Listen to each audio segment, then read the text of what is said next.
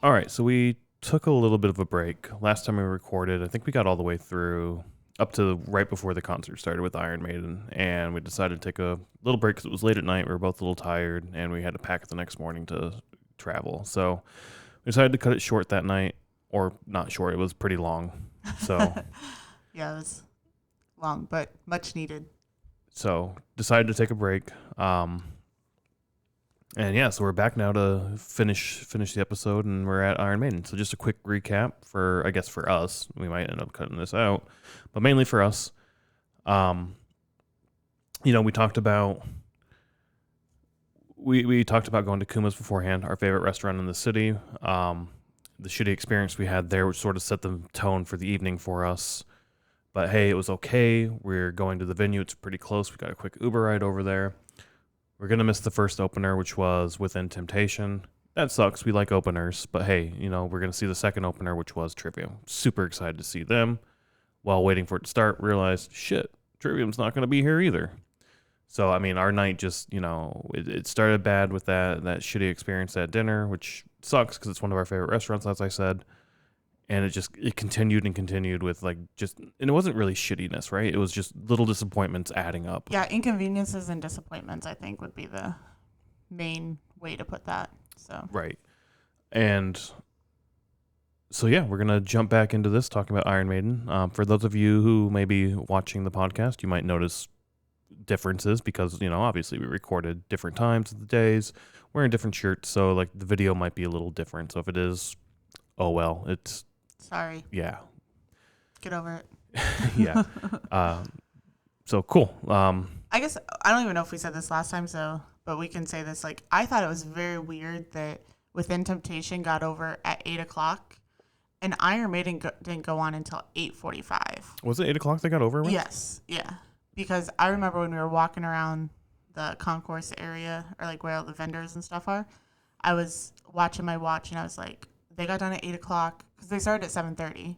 So they got done at 8:00, and I was like, Trivium's gonna go on at 8:30, and then they're gonna play till 9, and then Iron Man's gonna go on at 9:30. That was how my mind was working. But I thought it was very weird to have 45 minutes between the two bands, which is why I still thought Trivium was gonna be there, because it's just weird to have 45 minutes of dead time. Yeah, that's true. I guess I wasn't paying close enough attention to the time necessarily because we got there, they were still on stage. Mm-hmm. I quickly glanced over at their stage, but I didn't remember. It wasn't long enough to remember anything. I found the stairs to go up to the concourse, and went up. And as I was going up, like I said, I glanced over, and I think I was mainly looking to see the crowd, to see how full it was. And I was kind of shocked at how full it was that early in the night. Because we've been to shows, and the majority of the people don't show up for the openers, and the first opener gets done, they're still not there. The second opener, it's starting to get a little more busy, and it's not till the headliner, a little bit before the headliner, that it starts to really fill in. Yeah. So I was shocked, and that may have been the first clue that we should have looked at. Of oh shit, there's a fuck ton of people here already. Maybe Trivium's that big, or that sort of thing. Yeah. And also Iron Maiden has kind of an older crowd, so maybe that's just the thing, is you go on time. Maybe. Where other bands that we see, it's well, I'm only here for the headliner, so I don't need to see all the other bands. Younger kids who don't give a shit, yeah. Yeah. But I don't remember any of that. I don't even think I looked at the stage, because I remember following you after we got our wristbands. We went in, I saw that there was a lot of people there, and then we V-lined for the stairs. And I was like, oh, I guess we're going up now.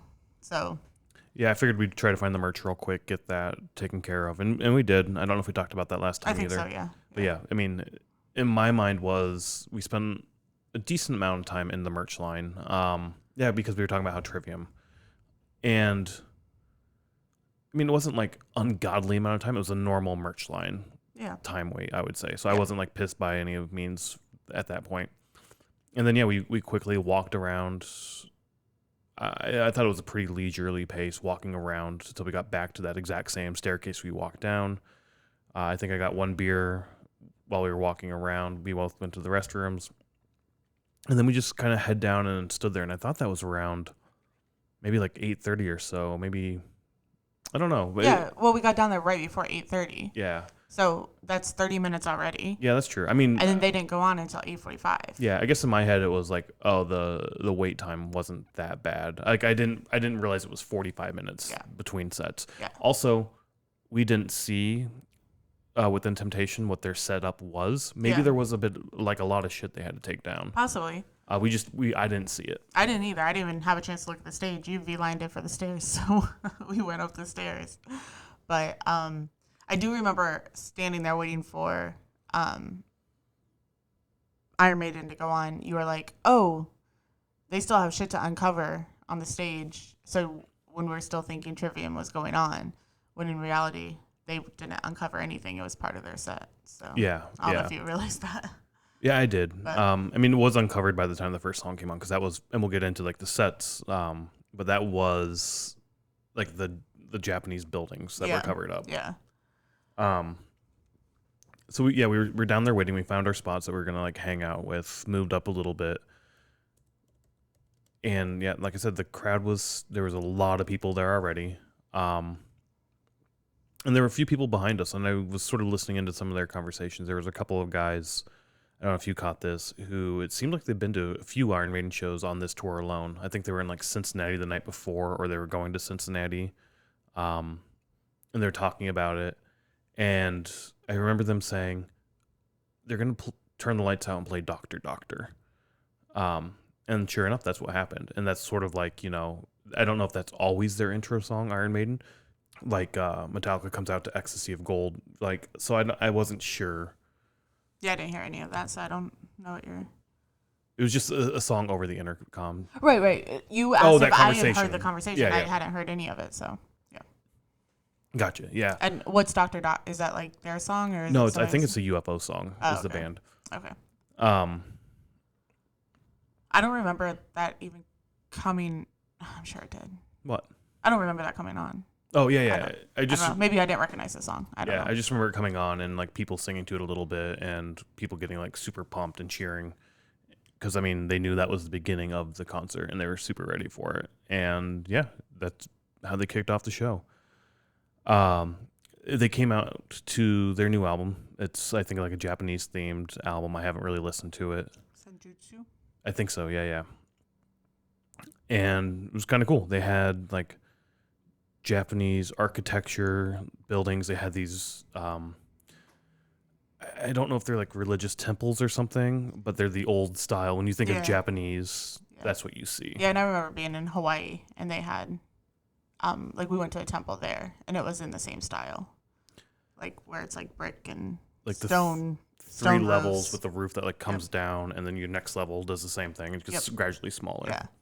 And then it was cool because like they had like the little things on the side, this like the walkways, and then the drum set was like in the middle of Yep. that, and then that temple in the background. So it was a really cool setup, how they had it all done.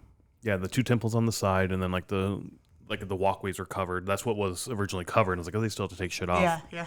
It was just like a drape probably to cover up like what they were coming out with. I don't even think it was a drape. I think it was just we saw the stone on the Oh. top, or well, it ends up not being stone because we watched them take it off, but what looked like stone. So I think that was the color that you were seeing. So yeah, they came out. They played a couple songs from that. Like I said, I haven't really listened to that album. In all honesty, I really love Iron Maiden. I wouldn't say I'm a big fan, but when it comes on, I love Iron Maiden. The problem with me is I only listen to older Iron Maiden. Yeah. I feel like we know like the same, or I know four or five songs, and it's because those are the songs you listen to. Yeah, and a lot of the stuff I listen to is older, and it's The Number of the Beast. Like that album to me is one of the greatest albums of all time. Every song on that is just killer. Number of the Beast, Hallowed Be Thy Name, Run to the Hills, The Prisoner. Like so many amazing songs. Those on are the songs that I know because album. you listen to them. And like it's amazing start to finish all the way through. I absolutely love that fucking album. Fear of the Dark, the song is primarily what I've listened to. Like the album itself, not a whole lot. And then Blood Brothers is the other album I love, and I think that's definitely a newer album. Blood Brothers is, and that's just another album that I absolutely love. so much from them. So going into this, I knew I was going to hear a lot of other music I either haven't heard or haven't heard much of. And the start of it coming out with like I think 3 songs to their new album, like I knew that was going to happen. And I did enjoy those tracks that they played. I thought the stage was great, the performance was great, everything they were going on, like doing Bruce Dickens come out and like had so much energy, and I was excited for that. And I mean, these guys are old and they're running around doing shit. It was a good time. I enjoyed it. I don't know what your thoughts going into this were. Like going into the concert or going in like the first couple songs? Going into the concert and as the first couple songs sort of played out. Yeah. I think I said this in the first half that we recorded, but like I went to see Trivium. Like I know some Iron Maiden songs because you listen to them, but I would not consider myself a fan. And like I basically know Number of the Beast and Run for the Hills. I think that's the song title, right? Run 4 or Run 2? Run to the Hills. Obviously I recognize, like during the concert, I recognized some other songs because I've heard you listen to them, but I would not consider myself a fan. I would not, if I was wearing an Iron Maiden shirt and somebody asked me to name 3 songs, granted I could do it because there's Iron Maiden and then Run to the Hills and then Number of the Beast, but whatever. So I basically was going for Trivium.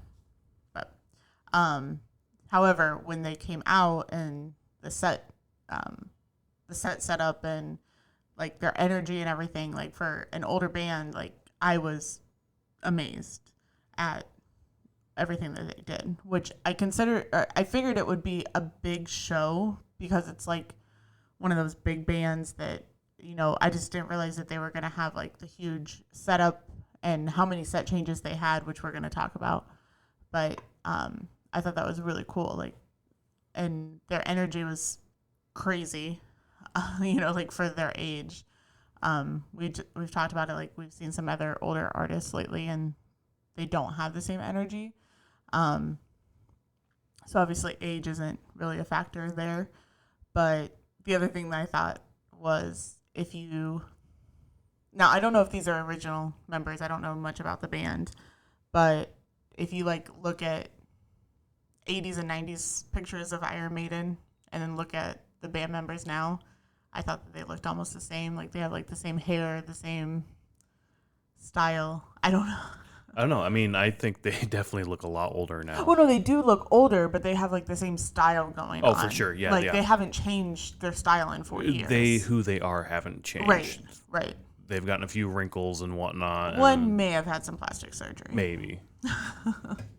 But no, what I'm saying is like they look the same. I mean, they Right. look like Iron Maiden, and like I know we've watched some videos of like past concerts and stuff, and I'm pretty sure we've seen some of Iron Maiden at some point, and I just felt like the performance was like the same energy, the same movement.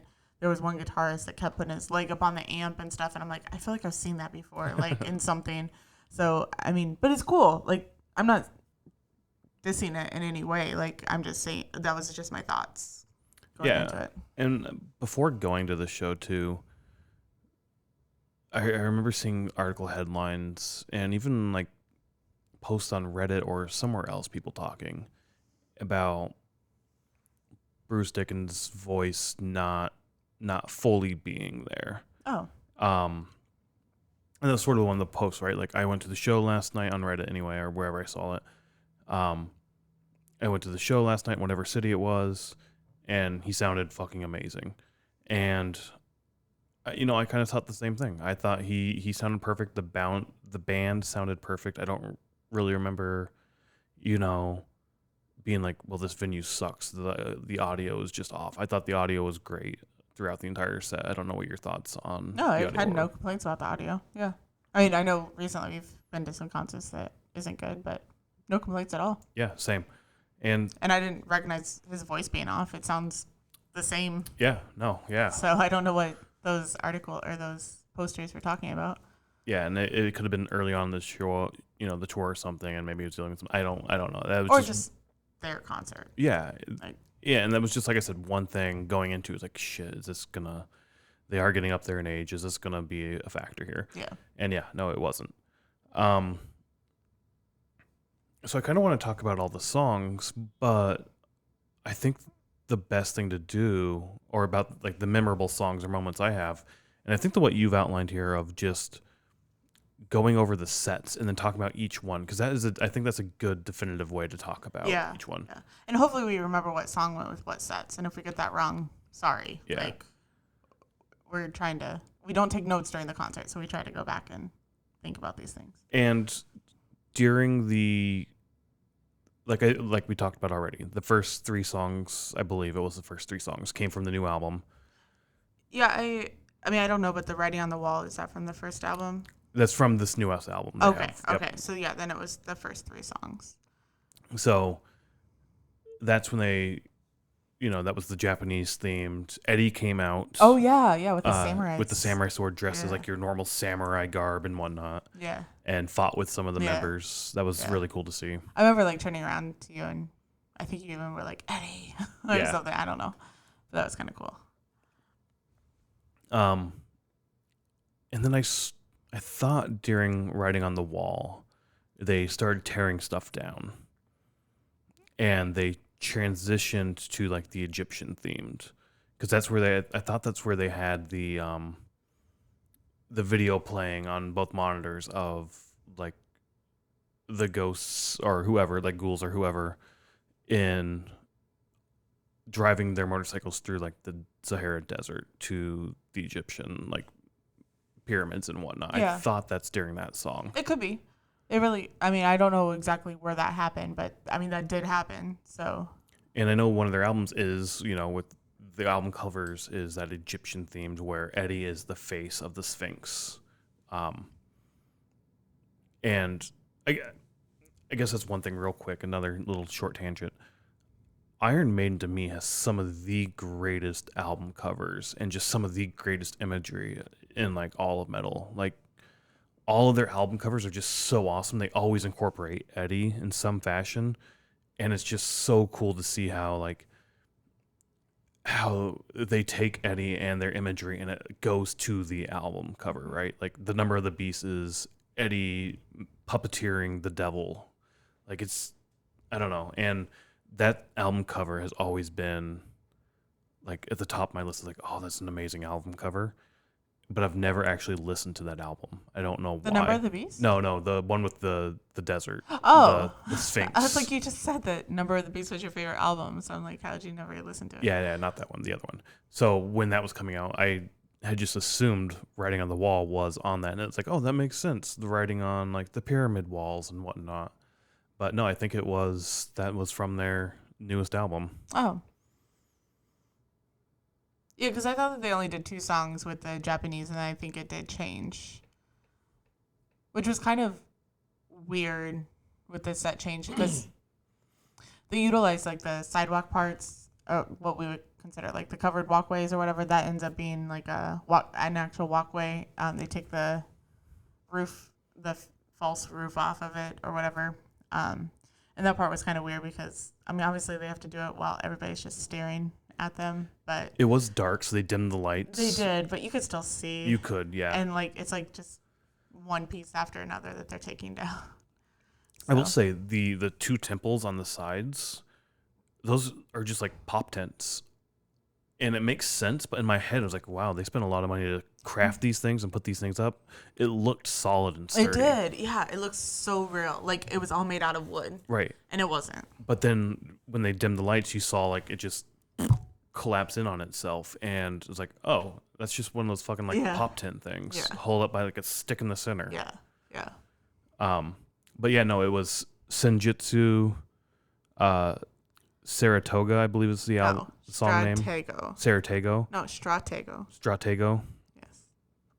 And then the Writing on the Wall. All 3 of those from their newest album, and it was Writing on the Wall where they changed to that Egyptian, like that theme. Quickly looking, because we added all these to our playlist, the last one, Aces High, is from that album. Oh, okay. Power Slave is the name of that album. Never actually listened to it. But I thought that was from that album. Okay. But no, they changed to that, and then I believe they changed right away again to a different set. Yeah, it was just that one song, I think, and then they changed it to like cathedral like stained glass Yes. with was it Eddie as like skeletons, or there was like, you have a picture of it, I think. I do. Each window is of a different album. Oh, okay, I didn't get that either. Right. So I know just off the top of my head, you had The Number of the Beast was one of them. I want to say Iron Maiden the original was another, and I don't know what the other two were. I can't honestly remember what they were. But it was basically the album covers that they had up there. Oh, okay. Okay. In each window. And that was the backdrop behind the drummer, sorry. And that just seemed like it was a tarp that like rotated. Yeah. Or like different curtains that would come across, sort Right. of thing. Yeah, because they use that for the rest of the concert. Right. I was shocked by that when I saw that rotate, and I was like, oh, like this is just on a wheel that's like spinning it around type thing. I'm trying to think, like advertising boards I think do this sometimes, at least old ones do, right? Where they have like a wheel of like paper or fabric or something, and it just rotates between each one and it knows where to stop, and that's like your ad is that little block. I was just kind of shocked that that's what they use instead of either using a giant screen or a like projector on a white screen. Yeah. To me, those just seem either cheaper. I mean, this was very effective. It was odd when I saw that. I was like, oh, that's what they're doing. I don't know. I thought it was cool. I didn't go. My brain never went to how are they doing this, Oh. but my brain doesn't work that way. Yeah, that's how mine went. Yeah. So they played a couple songs during that. I don't know what songs, but then what was next? The next one was the crosses, where so in the background was the crucifixion and then the burning church. And then he held a cross. So they must have done Revelations, Blood Brothers during that first one. And then they changed to Sign of the Cross was the song. Yep. Where they brought out like that cross. Yep. Yeah. But that was the only song that they used for that. Like now we're getting down to where they only do one song per backdrop.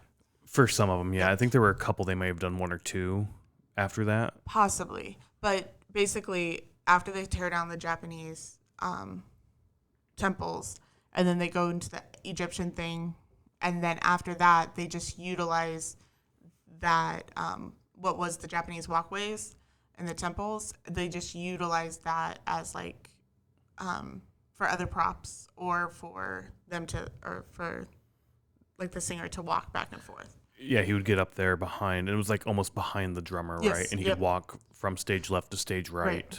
Yeah. And he utilizes it for other parts of the concert too. Right. Yep.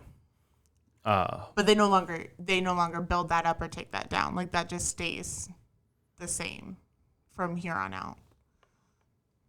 Yeah, and before we get to Sign of the Cross, they played Blood Brothers. Like I said, another one of my favorite albums, and I was super happy to hear that song played.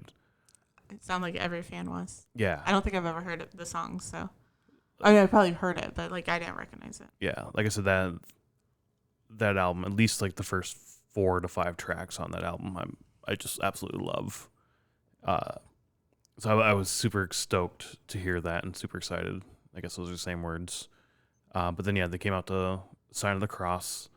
He had that. They had that prop which was on the cross with like giant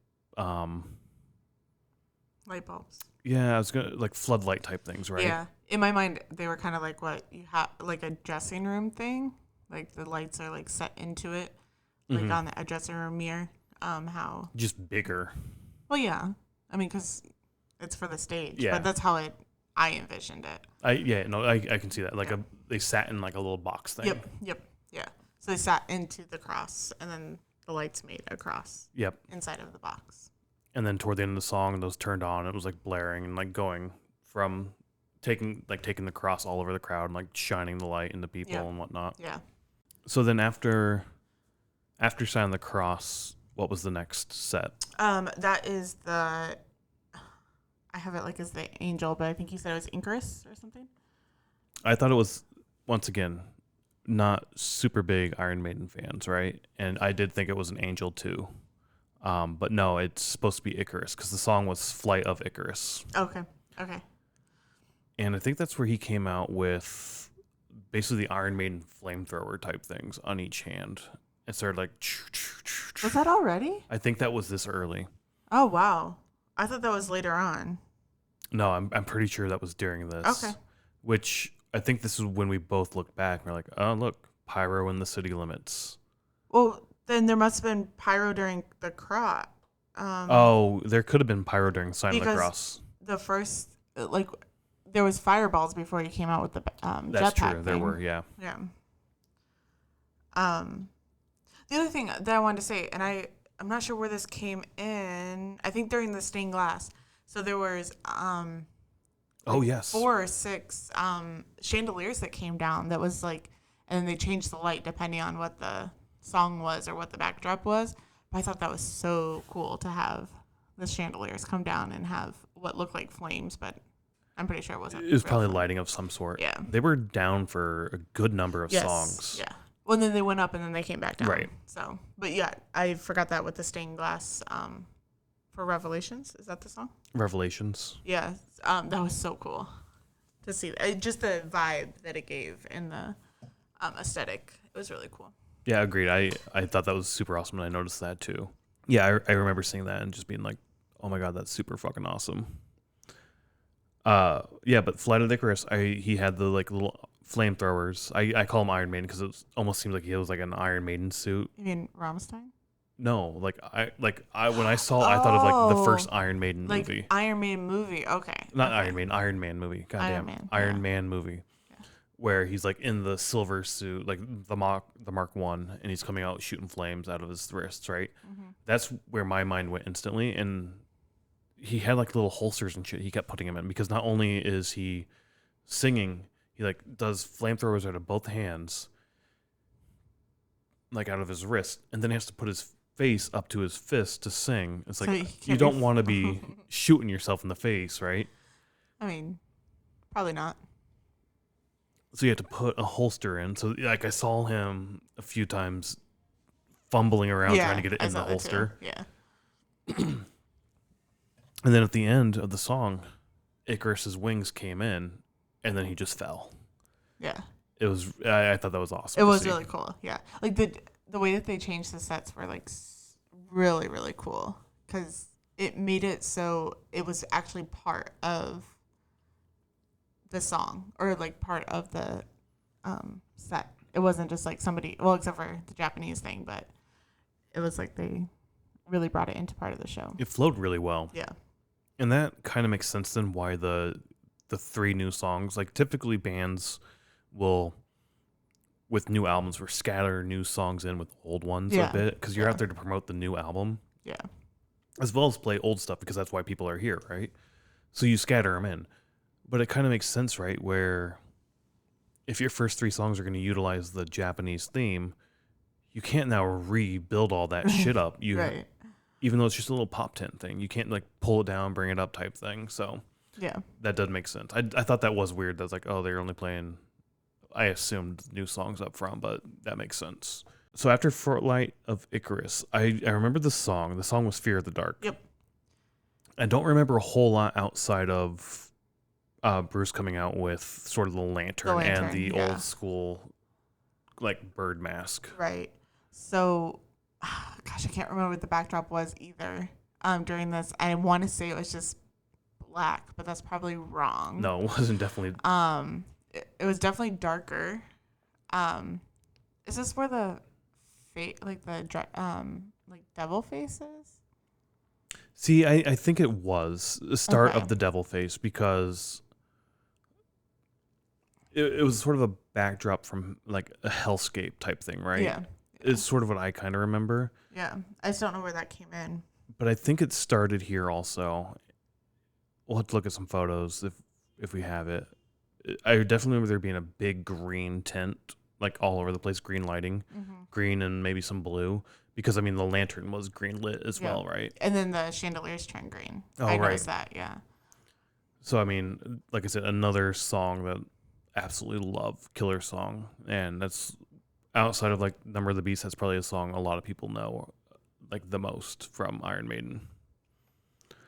Um, I thought that was really cool to see, like the lantern and the face, like the mask and all that. Yeah, yeah. Um, yeah, I like the performance of that part, or like, I mean, all of it has good performance, but because it was a very dark set, so really all you could really, I mean, not all you could see, but it was very focused on like the lantern of like walking around with the lantern. yeah. And I remember we were on stage left, so on, yeah, stage left, and he came over for us to do that bit.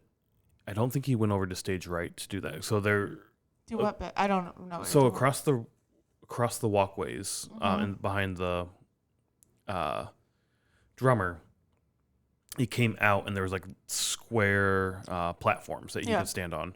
So he came over to our square platform on stage left to do that. I don't think he went over with the lantern and the mask on stage right because Oh. this previous song was Fly to Icarus, and he did only the flamethrower jetpack stuff on stage right Okay. for the previous song. Yeah. Um, so I thought that was kind of cool. Well, not cool. I just thought that was interesting that like, oh, he did that. Like normally people will go boom, left, right, left, right. I don't know if it's the logistic things behind the stage. I don't know. That's just one thing I noticed when I was Okay. watching the show. Okay. But I think the backdrop stayed the same. See, the next song was "Hallowed Be Thy Name." Mm-hmm. Uh, This one, the prop was a noose was lowered. the noose was lowered, and he started out in like a little cage. Right. And because the whole thing is like I'm waiting in my cell, like he's waiting in his cell to go be hung. So it was definitely like I didn't notice the backdrop at all during that as No, well, no. which so it probably would have been really really dark. Yeah. Like there's a couple of them where you're more focused on what they're doing than the backdrop. Right. And it's at this point of the night, and Iron Maiden songs are a bit long at times. I mean, bit? before this, we have the average runtime of a song is like 7 minutes, I would say, Yeah. before this. I thought they were pretty long. In Hallowed Be Thy Name itself is 7 minutes. And this is like the 10th song, not even. Ninth song, yeah. Well, not counting it'd be 10th if you count the Doctor. Oh, no. Yeah. But it's their ninth song. And I remember watching either like a documentary or somebody at some point in the past talking about Iron Maiden shows and or maybe just a countdown of the best songs and blah blah blah, whatever it was. And they got to Hallowed Be Thy Name. And they were talking about it and they're like, yeah, Hallowed Be Thy Name is, a fan favorite song. Iron Maiden loves to close their sets to this song. And so I had expected to hear Hallowed Be Thy Name. Love that song. There are covers of this song by Machine Head, Cradle of Filth. They both do excellent jobs of this song, but I mean, it's Iron Maiden playing Hallowed Be Thy Name. I was so happy to see this, but I instantly went back to that memory I have of somebody saying like they love to close their sets to this song. I was like, are you shitting me? It's already over. I was like, I guess it's probably been about an hour, maybe. I guess maybe they're old and they don't play that long of sets. This is bullshit though. Whatever, I'm gonna enjoy it. But yeah, they brought the noose out. I love this song. I thought it was great. I don't know what your thoughts were. It was fine. I mean, I don't really know the song too well, so but the set design, like yeah. the noose. There's a lot of the one thing I do know is there's a lot of guitar riffs where they're not really or he's not singing. And during that part, he just kind of sits on the step and like puts his hand in his head in his hand. Sorry. And so I think that was good imagery too. That goes with the song of like a prisoner being, like going off to the gallows, and I don't know. It was just good performance, good imagery of the whole song. Yeah, I was gonna say the same thing. The theatrical aspect of it, like even when he started in the jail cell, he was like on his knees holding his hand at the top, like Yeah. This is, and then he gets out and dances, moves around a little bit. I'm not gonna say dances. Holds on to the noose as he like sings, Like swings around, yeah. and then the guitar riffs all four. Yeah, three guitar players, one bassist. Four of them get there in the center and they start like playing and headbanging. And yeah, you're absolutely right. Like the theatrics of he's not just gonna stand up there or sit there and like look around, like gonna sit there and lament and like put his hand in his head like it's almost over. This is the end. My life, like fuck, I messed up. I shouldn't be here. Like one of those like I thought that was awesome and I picked up on that too and I loved it. Yeah. Yeah. So and this is why I think the demon head in the background was for Fear of the Dark and maybe this song as well, but just very dark. Yeah. Because the next song was Number of the Beast. And this is where I have pyro for the first time. So that's why I'm confused on the jetpack pyro thing. Yeah, there was definitely pyro before that. Okay. I mean, that's No, cool. yeah. I just, in my notes of that I took, I thought that night I had pyro happening now. But. Yeah, I mean, there was definitely a lot of pyro during this too. Which we kind of jumped over it, but like when the pyro happened, I turn around to you and I'm like, well, I guess you can have pyro in the city of Chicago because we've heard that you can't. We've been to shows that we know have pyro, and then we see the show and here in Chicago they don't have pyro. So maybe it's just venue size. They don't have pyro. I don't know. Yeah, I'm guessing more towards venue. Yeah. The thing we heard was definitely from like the Rammstein documentary, and that's just like the way I took that when I heard that was like it's one manager saying one thing. No, I get that. Yeah. No, I'm just saying. But then also like before the show, so after like Lamb of God didn't have pyro, even though their show always has pyro. And then I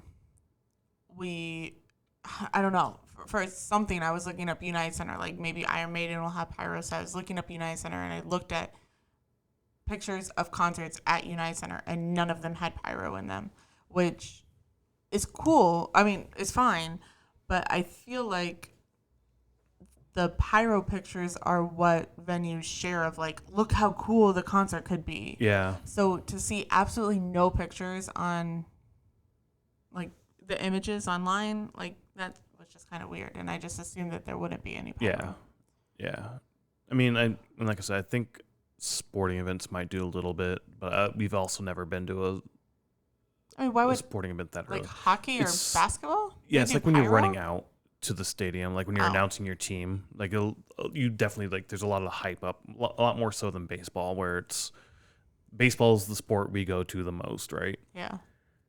Hockey, basketball, definitely in football too, right? You have the team running out all at once, and then the crowd's cheering you, and you're playing music and stuff like that. So that's a lot more hypey to like have pyro and stuff go off. And I've seen it with other teams. I've just never like actually paid attention during the bowls to see if that happened. Might have to watch Space Jam again and see what happens there when Jordan comes back. I was gonna say I've never been to a professional baseball game, so I would not know. You've been to a professional baseball game. Professional basketball game, so I would not know. So any hoodles, Number of the Beast. The song almost anybody has heard. Yeah, I mean, even people that don't listen to rock or metal music have heard this song, I'm sure, or know of it, anyways. And you know what? Maybe not. Maybe this is when the demon or hellscape kind of came out, because I do remember it went dark, and then you had the voice, let him who have understanding, right? Like that came over the PA system, and like the crowds, like not chant, but like singing, or not singing, but speaking those lyrics back and whatnot. Yeah, that's why I don't remember the backdrop for Fear of the Dark or Hallowed Be Thy Name, like because after Flight of Icarus, you're right, it did go down, or like Icarus fell. Yeah. And it could have been the same backdrop Icarus used, just but without Icarus. Yeah. So then it would just be a dark backdrop Yeah, it could have because been. it was just black behind the figures. So. It could have been, yeah. Yeah. But yeah, Number of the Beast. This is the first one that I have on my list as having pyro. And then the backdrop was like the burning. My notes say burning hell in background. Yeah. But that's basically what it was. It's like the background was just like fire over a demon face, if I remember right. Well, yeah. Well, so yeah, I can't remember. To me, it looked like almost. When I say hellscape, I'm thinking of like a cliffy mountainside that's dark and red, and like you can see like, to me, I thought I saw like little walkways of like, this is how you're walking through hell against these cliffs, but like little pits of fire all over the place as well. But I think it was toward the end of Number of the Beast when an actual like Eddie demon came up, like a giant motherfucker. Giant, yeah. Check out our Instagram because we have a awesome picture of it. Right. I thought that was awesome. And like fucking huge, and it was bouncing back and forth or swaying back and forth. It was like very, like, I don't know what I'm assuming it was like 3D, like came out, but that's what it looked like it came out over the stage. Oh, I think so. I think it was, once again, just something that got blown up really quickly. Yeah. And there's got to be like a hot air balloon almost, right? Yeah, yeah. But you're not going up, you're just filling it up, and then you have this massive thing. Yeah, to like come out and move around. Yeah. With the horns coming down, the skull face, like. Yeah. That was probably the highlight of the concert for me. Oh, was it really? Yeah, honestly. Like, I thought that was so cool. And I don't know, just how they did it was awesome. And I don't know. That's like the number one memory that I have from the concert. But then again, that's probably the song I know the most, so maybe that's why it's in my head as well. Yeah. So I thought that was great. I loved that bit. I loved that song. I love this crowd getting into it. The demon popping up, the Eddie demon, I'm gonna call it. Fucking awesome to see. Yeah. And then the next song was Iron Maiden. The song Iron Maiden. Off the album Iron Maiden. Oh, really? Yeah. So Iron Maiden has a song called Iron Maiden off the album Iron Maiden? Yeah. Yeah. Wow. Yeah, I know. Shocking. That's great. How original. Everybody does that, yeah. But yeah, once again, another song I actually had never heard. Or if I had, I've forgotten about it. I thought it was fine. There was definitely a lot of, if I knew it better, I would definitely sing along. There were a lot of parts where you could sing along. Like, not that you can't sing along to everything else, but I'm a big sucker for like call and repeat. Yeah. And if you're not going to call and repeat, like the chanting type thing. Yeah. And there's definitely that here. That's one thing that I've noticed, like during the bigger concerts, like well, I guess the two that we've been to this year is like Rammstein and then Iron Maiden. Those are like the two, like you have to see them because they're coming to Chicago, sort of thing. I didn't sing during either of those concerts. Where normally I do. Normally I like sing along or like really get into it, and I think it's more I was just watching the show for both of those. And this one I could see very well. Could you really? I could, yeah. And then it helped that they did have the two screens up as well that would always show. But I could see the stage from where we were, and we weren't close by any means. Huh. I didn't think you could. There was a tall guy right in front of you, I thought. And I just got in that little window between. Got in a little window? Yeah. Him and his friend. I will say they did move back and forth a lot. Yeah. If you're tall, just stand in one spot so somebody can see. I did notice that, like, I would say average height person, but maybe a little taller than average. I don't know, like 6 foot, 6'1" or something. There were a lot of tall motherfuckers at this show. Yeah. Like all around us too. Like, yeah. When I look at someone, I'm like, holy shit, you're tall. Like these guys were tall. But it could be how the stage was too, because sometimes if you have a taller stage, I can see. It did seem like it was a tall stage. Yeah. Which makes sense because you want people to see your show and you want people to see your set. So, like, it was nice to be able to see it. But yeah, and then Iron Maiden. That was the it of the main set. Yep. One thing we also didn't talk about was the interaction just with Bruce and the crowd. There were a few moments, not a whole lot. The only one I really remember is, Who's your daddy? yeah, like, fuck, it's been a long time since we've been here. He did say their first show was at Navy Pier. Yeah, he said that. Which is kind of cool to think about. I would assume that's a pretty decent sized venue. Well, I really wonder what Navy Pier looked like back then, because they've really built it up since we've moved here even, so it'd be interesting to see what it was like. Also, is that in the actual venue, or is that just one of those side stages right. for the crowd? So that's what I envision. That's 100% what I envisioned, is because we've been there a few times. We don't go very often. It's not something we do. It's a shit show. Don't do it if you come to Chicago. It's a waste of your fucking time. It's such a waste to get all the way over there, and there's nothing to do over there. So don't do it. Anyways, so the times that we have been out there, like, they have like little beer gardens or something, and they have a performer there, or like somebody playing music or whatever, a performer, I guess. So when he said that he was at Navy Pier, that's immediately what I thought of, was like, so you're by the beer garden, like, jamming on your guitar? Cool. Like, but granted, I don't know I know they do have like a stage venue thing out there. We've never been to it. I went once. Oh, did you? What'd you go for? I think Alice in Wonderland EDM show. You didn't go. We met we met at our place, a group of friends, pre-gamed at our place, went out there. My tickets were in will call. Didn't bring my wallet. No, I had my tickets, but you had to be over, it was 18 and over. And you need your ID, right? And you need your ID. And it's like, I am fucking over 18. You can tell, right? Sorry, sir, you can't get in. I need to see an ID. And it's like, are you fucking shitting me? This is bullshit. Also, I think I didn't have my phone. It was a combination of things. Like, I don't think I had my phone. Or I did have my phone. I tried to get an Uber. Yeah, because you were texting me, so you had your phone. Uber was extremely hard to get. Like, I missed my Uber ride because it was completely packed, and he either canceled on me or I was on the wrong door and he wouldn't come pick me up. It was a clusterfuck. So I just walked home, and by the time I walked home, the concert was like half over. And I was like, I'm not gonna bother going back. This is horseshit. I just sat at home and stewed.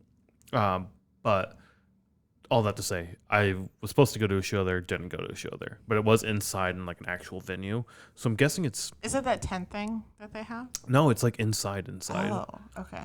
So I think it's a decent sized venue. Not the size of United Center by any means, but probably bigger than Argonne. Okay. Probably bigger than Riviera, right? All those out there. Yeah.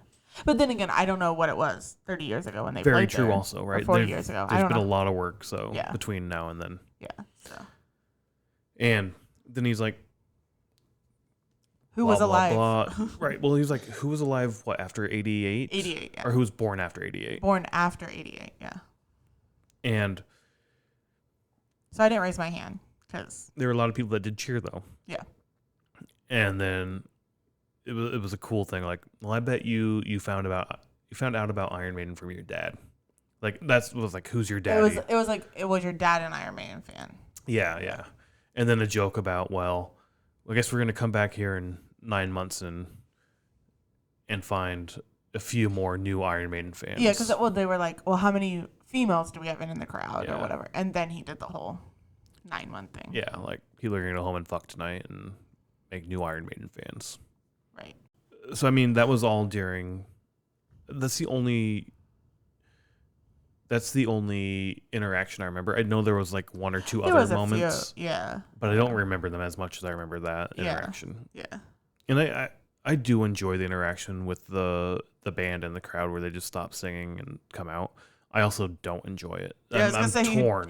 I was like, you just said like a couple shows ago that you're like, fucking shut up. I just want to hear your music. I don't want to see or hear you talk. That was, yeah. I mean, I go back and forth. I love it and I hate it. And then I love it and I hate it. Especially if the message is a positive, uplifting message, right? This wasn't necessarily positive, uplifting. It was just like, we're going to interact with you and have fun. Where other ones are, hey, I struggle with mental health. You struggle with mental health. Don't be afraid to talk to someone. It's okay. Everybody does it. You're not a freak. You're not Yeah. bad. So you like those two. You don't like the whole check us out on Instagram or Yeah, no. go to YouTube and subscribe. If you want to do that, then turn it into that. Like, go check out our Instagram. There's a lot of useful information around mental health on our Instagram. Yeah. Check that out. I know. Like, there's a way to I think spin that and like yeah. hit all the hit all the key points with one little speech, right? Yeah. Yeah. So I mean, I enjoy it and I don't like it, but I don't know. That was the show. Those songs, except for now we get an encore. What was the set that we had for that? The British Revolution, I think. Well, the U.S. Revolution. They were in it too. I guess, yeah, the U.S. Revolution, where the British came over. Right. And they came out to their song Trooper, the Trooper. And Bruce comes out in a red coat, and he has a British flag, and he's waving it back and forth. Kind of cool to see. I really enjoyed that. Yeah. I feel like that's an album cover, is it? Yeah, yeah. Okay, cool. Yep. It's either an album cover or just something that they... It's definitely imagery they always use. Yeah. Of like Eddie walking with the British flag, yeah. right? Yeah. And that's what they had as the backdrop, was Eddie doing that, I believe. Oh, okay. Is Eddie in the red coat? Eddie was in the red coat, yep. Okay. Yeah, that's what I've seen before. Because that's not from... If that is an album cover, that's not from that album cover. I don't think it is one. Because it might not be. I'm just saying. Saying I've seen it before. All right. I was going to say this particular one, we can cut all this out, was like with Eddie in a straight jacket in a padded cell is what this one came from, which is also another iconic Iron Maiden image. You used to be able to see it at Hot Topic all the time. But yeah, up there waving the flag, and then all of a sudden, here comes Eddie for the second time of the night in red coat garb. Yeah. Which was super awesome to see. Once again, fighting other members of the band. Bruce comes down with the sword and starts fighting him with that. And I think that happened before, but then Bruce runs up to the other side of the drummer, grabs a rifle with an American flag hanging from it. I didn't actually look at like the stars on the American flag. Oh, I didn't either. To see if it was a revolutionary flag. It wasn't, because it wasn't in a circle. Right, so it was just like like a nowadays, which, all right, you guys fucked up on your continuity here, or your little detail, but whatever. Still awesome. Attached to a musket, who he then fires at Eddie with. All in all, like that whole interaction, super awesome. Yeah. Yeah. Only got to see Eddie twice. I thought you'd see him a lot more for how popular Eddie is. But whoever's in Eddie is on stilts, and I can't believe how they can do that and like use the hands and everything. there's so much movement. Like Yeah. the knees with Eddie bend, the arms. Like Yeah.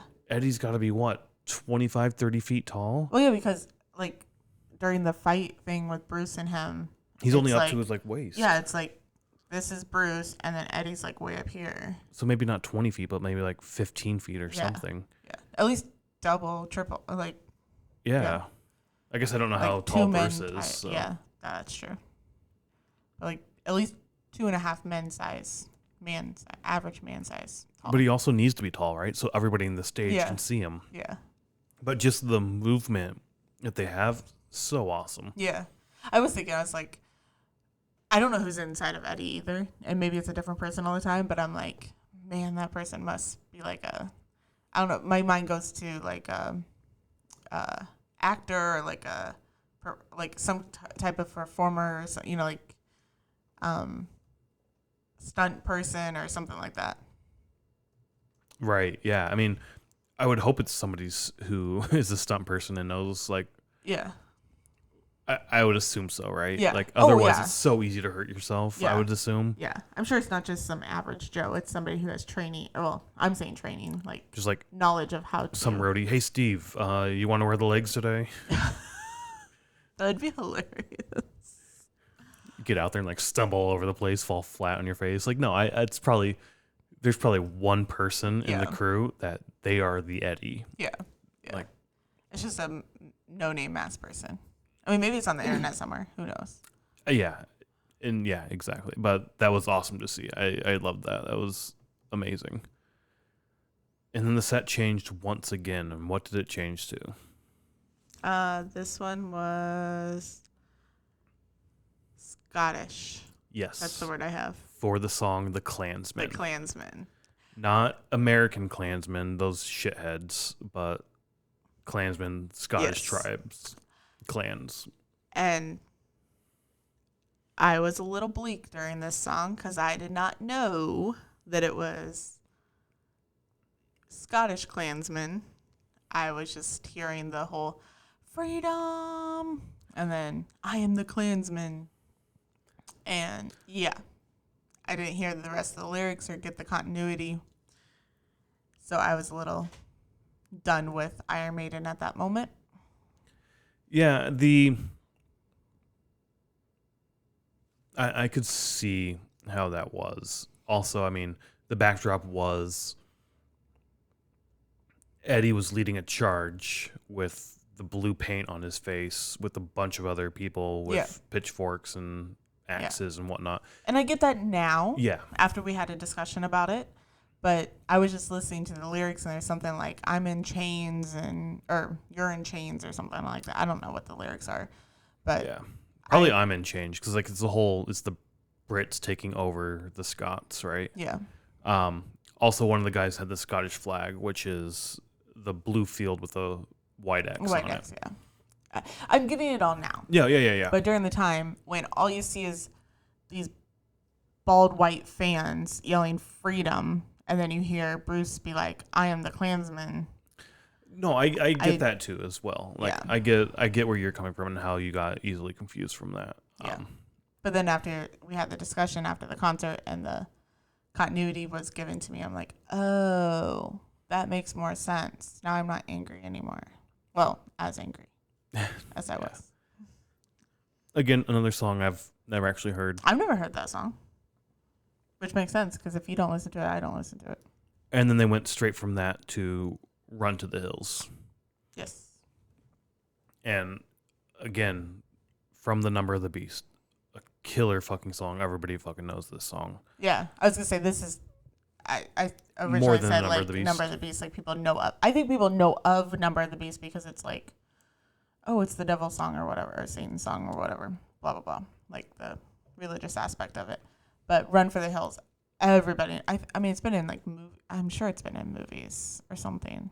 Yeah, I mean, just the drums coming out, and then the bass of like the like not the wolves, the of like the horse's hoofs. Yeah. Like the song is so fucking awesome and so well done. Like one verse is from the perspective of the U.S. Army. The other is from the perspective of the Native Americans. Like it's so well put together, and the music flows so well with it.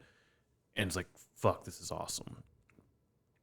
And clearly, this is going to be the last song of the night. Like you knew it had to be this or The Number of the Beast in my mind. Yeah. After Hallowed Be Thy Name, and I thought that was going to be the last one, and it was like, no, it's going to be either Number of the Beast or Run to the Hills. Run to the Hills makes sense why that would be the last song of the night. Except for it wasn't. Nope. We had another encore. Yep. So they all leave for the first encore when they come out to The Trooper. The Trooper, that was very short. Like basically, it was just for them to get costume change. Wardrobe. Yeah, I always say costume. Costume, wardrobe, same thing. Yeah. But for them to change their clothes basically or put on the jacket. But this after Run for the Hills was like where they bring all the lights down, and it's like what used to be a true encore. I personally don't feel like bands are doing encores anymore. Oh, really? Well, not like, maybe it's just my memory or we're going to so many shows where I remember it being like the lights go down. We'll use Disturbed as an example, but the lights go down and then everybody's like Disturbed, Disturbed, Disturbed, Disturbed for like, I don't know, 5 minutes. Maybe it definitely feels like 5 minutes, but it's not. It's not. It's probably like 2 minutes. Not even that. Maybe like 30 seconds. You think so? I think it's really quick. I just think we're exhausted and tired. And it is the pace of the evening goes from go go go go That's go go true. go To nothing. nothing Yeah. to dead silence and crowds chanting either the band name or one more song. One more song, yeah. Which is, go ahead and finish your story, and I have gripes with one more song. But this time it was like where the lights go all the way down, and you know that it's not over because otherwise they play like the soft music and all the lights come up. All the lights come up, So exactly. you know it's not over, but it's like they already did. In my mind, I'm like, they already did an encore. Yep. So what's gonna happen? But I mean, and a few people left after Run for the Hills, which that could have just been like they either thought it was done or they're like, I'm done. Let's go. We need to get out of the parking lot before everybody else does. But yeah, so this was what I would consider a true encore of like how bands used to do encores. Yeah, and the first encore, or both, I guess, is what you're saying. No, this one would be a true encore. True encore. Where the other one was just a caution, like a normal caution change between a song. It was. Well, I mean, it wasn't, right? Because go ahead. No, it's fine. It wasn't because they did come out before Iron Maiden was the last song before the first encore, and they threw the drumsticks out and they threw the drum heads out, right? Yes, yeah. No, and I'm not saying that it wasn't an encore. I'm saying it didn't have that feel like an encore. Okay. That's all I'm saying. I'm not saying like they didn't do an encore or I'm saying it felt like what an encore. The first one just felt like a normal change between songs. Okay, in my opinion. In my opinion, the first one felt like an encore, is what I'm saying. I'm not saying you're wrong. If that's how you felt, that's how you felt. I felt like it felt like a true encore. Okay. The second encore, because it was the same thing, right? Run to the Hills, or was it? No, it was after. I'm trying to remember when they threw the drum heads out. If that was after Iron Maiden Before the Trooper, or if that was after Run to the Hills. Well, they only did it twice, so it's probably after Run to the Hills. Right, that could be. That they threw it out there, and then they came out for their second encore, which is one song, Aces High.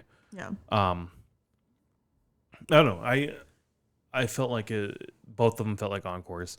Bands don't typically do two encores. It's just like a single encore. Rammstein did. Did they really? Yeah. Oh, I guess I don't remember that as well. Yeah. Okay. I remember looking at it like the first Metallica show I would have ever gone to would have been that Saint Anger tour. They did two encores there. I don't think they did two at the one we went to our first Metallica show. I'll have to go back and look, but I don't think they did. But nowadays people just do a single encore, which has like two or typically three songs. 2 songs. Yeah. Sometimes 3. Sometimes 3. Yeah. Depending on the band or the set list. Yeah. Which we mentioned, like, you know, in between that break, they're chanting the band's name or one more song, and it's like, if you want them to play more songs, why are you asking for just one? Yeah. Well, Avatar did that whole bit. Like, not that I'm greedy, but let's do 5 more. Let's do another set. Let's go for 4 more hours. I'll stay up with you. Yeah. But I also get like, they're tired. Let's just give me 1, please. I'm happy with 1. Yeah. But at the same time, if you guys are into it, I'm here for 20 more songs. Yeah. Like, I know we went to an Avatar concert, I think, January of this year? The first show would have been Avatar in January, yeah. Yeah.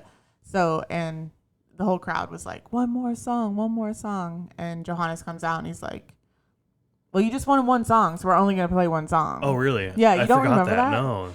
Yeah. So, because I think they end up playing 2 songs when they come out for their encore, but they were like, you only wanted 1. So, I mean, they had to play 2 because they do the whole, like, 1 song and then he goes into This Smells Like a Freak Show. So you have to, I mean, I guess he doesn't have to play 2, but it just goes with their set. But yeah, this second encore here, they came out to Aces High, and I wasn't paying much attention. I was just watching the stage and like, this is fun, this is awesome. And I think it was you like turned around and say something, and I didn't know what you said, so I just kind of like nodded my head like, and then I notice up above there's an airplane, like full size airplane. No, I turned around to be like, get your fucking camera out. Oh, I thought you said something, and I didn't know what you said.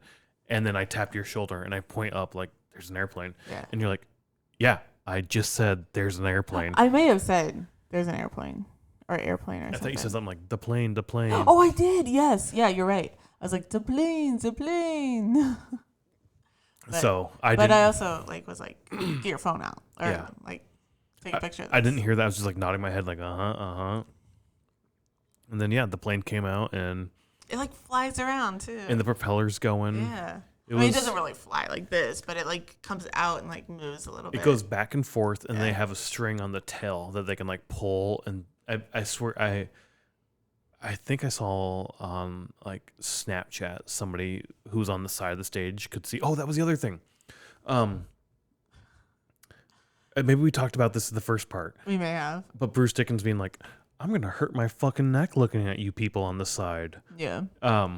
Like, why'd you buy those seats? I'm gonna hurt my neck. Yeah, I think we talked about that. Yeah. But somebody with those seats did a Snapchat where you can like go to the location and see it, and they showed like a guy holding a rope running back and forth. So it was really just like somebody going like this? Yeah. Not very engineered. Yeah.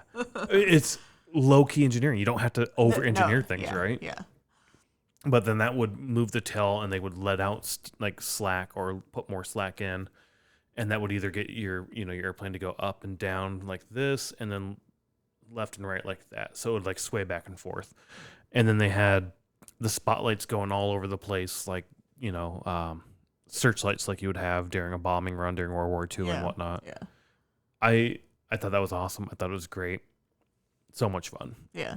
Between Run for the Hills and that song, like during that silent part, I remember the lights. Like you could see the lights moving. They weren't on, but you could see the lights moving. I'm like, the lights are going all over the place. I think I even told you that. Oh, yes, you did. Yeah. Yep. Like you could see them moving. So yeah. And that was the second encore. It was the last one. Awesome time. Again, the band came out, threw drumsticks out. The drummer has a fistful of drumsticks, and he gets down to like 2, and he's getting ready to throw it, and like drops it on the stage. he did it both times. Both times he did, and he even like pointed down to him, like, "That's the second fucking time I've done that tonight." Yeah. But each time, he also comes out with the drum head and throws it out as a frisbee. Yeah. Super awesome to see. That happens a couple times, but not that often. Yeah, I don't see it that often. I mean, I think we've seen it one other time. I don't even know what concert it was. But, yeah, I've seen it at least once, maybe 2 to 3 other times, but not often at all. But it was awesome how he threw it, because one went to like stage right, like in the back by us, and we were not up close, and the other one went like straight behind us, like just a couple rows. So it was really cool that like just because you're not in the front of it, normally they like toss everything in the front of the stage, so that was really cool. Yeah, that was awesome. Then the lights came up. Yep. And it's when the lights come up, the concert's over, start making your way out. Started making our way out. 2 things I remember about the walkout. 1, the worst thing, just a pile of vomit on the stairs. Oh, right. Somebody went too hard. 2nd, the outro song they played was "Always Look on the Bright Side of Life" from Monty Python. I haven't watched The Life of Brian all the way through, but it's basically set in biblical times where there's this guy Brian who gets mistaken as the next prophet, or basically a Jesus character, and then gets crucified. And at the end of the song, he's like sitting up there being crucified, and he's looking at the people next to him being crucified. And the song they're singing is like, well, this isn't the worst thing in life. You have to always look on the bright side of life. Oh, okay. And it just made me smile, like, yeah, you can be crucified, but there's always a bright side to this, right? Yeah, you're a martyr for Jesus. Duh. It was just hilarious. All Christians are martyrs. Anyways. So then we walk out, trying to figure out how we're going to get home. Are we going to get a taxi again? Are we going to try to take the train home? And as we're walking, we just see this guy holding a sign, "Reggie's bus this way." Well, I saw the buses. You saw the buses? Yeah. Oh, I didn't see the buses. Yeah. Well, you started walking the other way. I'm like, the bus is over here. Because we had mentioned, let's try to do the Reggie buses. Reggie's is... Well, you said maybe we can do the Reggie's bus. So Reggie's is similar to Kuma's, our favorite restaurant, like I said earlier, or several times. I wouldn't say that. It's a music venue, but it's not similar to Kuma's. Well, I would say it's similar to Kuma's, except for All right. Well, all I right. want it to be similar to Kuma's, but I it's do not. too. It's definitely a music venue. They don't only play metal like Kuma's does also. Kuma's is a metal themed Yes. restaurant and bar. And I guess I always say it's similar to Kuma's because it's the same sort of crowd. People are who are into metal, but they're also I wouldn't say Kuma's is metal, right? I would say or sorry. I wouldn't say Reggie's is a metal themed or metal whatever, No, right? I've never seen anybody there It's that's more into punk metal. rock, Yeah. more punky than Yeah. metalheads. That's what I would say. But all the metal shows in town, like the big metal shows, I maybe not at Soldier Field. That's a little too close, but um they they have their school buses and they go to Riot Fest and they were at this show as well. And I think they were at Roger Waters as well. And they had these buses that they shuttle people back and forth from their bar to the United Center. They do the same thing for Bulls games and Blackhawks games too. Um, so we saw the buses and we're like, hey, let's just give this a shot. Walk up to the guy. He's like, I was like, are these the Reggie buses? Even though he's having a sign that says, are these Reggie buses? The main thing is we didn't know how they worked, if you can just hop on or not. And he's like, do you have a wristband? And I replied, no, we don't have a wristband. A couple of guys behind like, don't worry about it. You can hop on. We have plenty of room. And so we started making our way down that way. I don't think you heard that interaction I did between not. me and all of them. No. No. Because, like, when we got on the bus, the first thing I saw was, like, people were showing their wristband to the guy in the first bus. We went to the second bus, or, like, he was like, oh, go to the second bus. So we just went on and got a seat or whatever. But I'd already seen them showing their wristband or whatever. And I think I said to you, like, I think we need a wristband. And then, oh, sorry. No, go ahead. Oh, and then the guy that was holding the sign came through and started counting people. So in my mind, it was like, oh, we're supposed to have, say, 20 people on this bus. And since we were taking up two of the seats, I didn't want him to be like, oh, we got our 20 or whatever it is. We can go now. And then two people get left behind because they didn't have enough people. So I don't know. I have an anxiety thing. And so that gave me like anxiety of, we're not supposed to be, like, it was one of those things of like my brain was going, we're not supposed to be here. We shouldn't be here. Like, we're taking up somebody's seat sort of thing. So that was what my brain was thinking. I didn't know that he had told you like, oh, it's okay if you don't have a wristband, like just come on in sort of thing. So my mind was like, we shouldn't be here because we don't have a wristband. Yeah. No, I mean, yeah, I get that. But I was just going off the guy who said, like, you can go in. Yeah. And we did that. And you're right. They counted heads. And I think it was just, like, make sure we had a full bus. Yeah. I realized that later. And you even said, like, because he was like, oh, we can get 3 more people or whatever. Yeah. So it was to make sure that they weren't leaving with empty seats. Yeah. And then we filled the bus, drove back to Reggie's. It may have been a little bit of a longer ride if we would have gotten, like, it would have been shorter if we got a taxi, but at the same time. I don't think so. You don't think so? I think the taxi, when we came back from Roger Waters, was longer than this was. Maybe. Yeah. There were a lot of back roads and, like, left and right turns that we're taking. It was like, if you just go straight and then turn and then turn, like, this is going to be a lot easier for you. But, hey, he's the bus driver. He knows what he's doing. I don't. Well, I don't even fucking drive in the city. Yeah, I was like, you've driven once. Twice maybe. A few times, yeah. Not very long. But I think he knew where the traffic was going to be and where it wasn't going to be because obviously they do it all the time. So, and if you think about it, a taxi driver is trying to get that money. So fair. They're not going to go the shortest route. They're going to go the route that gets them the most money. Also, like, it's a giant bus, right? You have to go the route that gets you into your parking spot once you get back. Yeah. And I don't know if they went back out for more people, right? Yeah, I don't know. So either. you have to plan that and have to know that.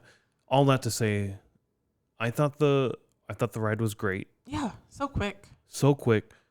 So easy just to find the bus, hop on. Yeah. So I mean, I want to utilize this, I say service more often. But I mean, I could definitely see us doing this with Riot Fest. Riot Fest is a Riot Fest. fucking Yeah. joke Yeah. getting home from. We did not buy tickets this year, and I think my whole granted we were really really busy, but a lot of it for me was there's not a band here that I'm willing to take 2.5 hours to get home from. That's fair. I mean, last year we went all days. We always left early outside of Slipknot. Yeah, because we wanted to see all of Slipknot. And that took it was ridiculously long getting home from. And we left that being so pissed off at Chicago as a whole. Not Chicago as a whole, but Chicago City as a whole. Yeah. I was going to say the CTA because, like, it's happening. So why do you have a train every 17 minutes? Yeah, and I guess that's where I'm saying Chicago as a whole because it's not even Chicago. I'm getting stuck on that, but, like, Chicago governing, whoever manages the goddamn CTA, right? This is a fucking problem. Increase capacity, but they're like, no, we're not going to do it. We don't it's ridiculous in my opinion, but like we'll utilize Reggie's for that, and next time we'll buy a wristband because whatever it is. Like, I don't even know how you get them, so we're gonna try it for Trivium this week, or go there and see if they have a bus to Trivium. And I guess also that's why I'm like, it's similar to Kuma's. I agree with you now that I think about it. It's nothing anywhere close to Kuma's. No. Well, see, and now I'm going back because it's close to Kuma's because they play music. There's a lot of people into punk, and therefore to me punk is similar enough to metal to be like, all right, we can bump shoulders. I like you, you like me type thing. So they play. It's a unique crowd. Yeah, it is a unique crowd, just like Kuma's is a unique crowd in terms of like the metalhead. But they also have food. That's the other thing. So it's Kuma's has food. It's alternate. Let's do that. Alternate music, right? Metal and punk are alternate from mainstream, for sure. So it's an alternate style of music with food, and I need food. I like food, and they have food that I will eat. Okay, but their food is not. It's not as good. It's not good, and it's not metal band themed. It's fine. It's not as good as Kuma's. We just haven't had a good experience so far. Maybe good experience with the food. Yes. Yes. So we're gonna try again. And I really, really want to like Reggie's. There's a lot of not a lot. I don't know. Reggie's is fine in my opinion. It's not as good as Kuma's. Let's put it that way. Not even close. Probably cut a lot of this Reggie shit out. No, we'll keep it. I mean, it's good. I mean, the whole transportation thing's good. The whole yeah. I mean, we're gonna try to utilize that for more concerts. Definitely. I mean, because it's 5 blocks from us. We're super close to it, 6 right? 6 blocks. And maybe we'll talk about this. Yeah. We'll utilize it for transportation for sure when we can. It's easy. I bet the wristbands aren't cheap, or aren't expensive, $10-15. But still, that's so much cheaper and so much easier than trying to get an Uber, get in the Uber lane, and whatever. It's a small business here in Chicago. So support small thing, like support small businesses in your area, especially the ones that support and endorse the lifestyle and the things you enjoy. And Reggie's and Kuma's, to me, those are two things that support the things I enjoy. I agree. All that to say, this has been a fucking long ass episode. Because thanks for sticking around. Hopefully, I mean, I think both halves were like an hour and a half. Yeah, both halves were long. Might be this might be part 1, part 2, or a lot of cutting. We'll see. We'll see what happens.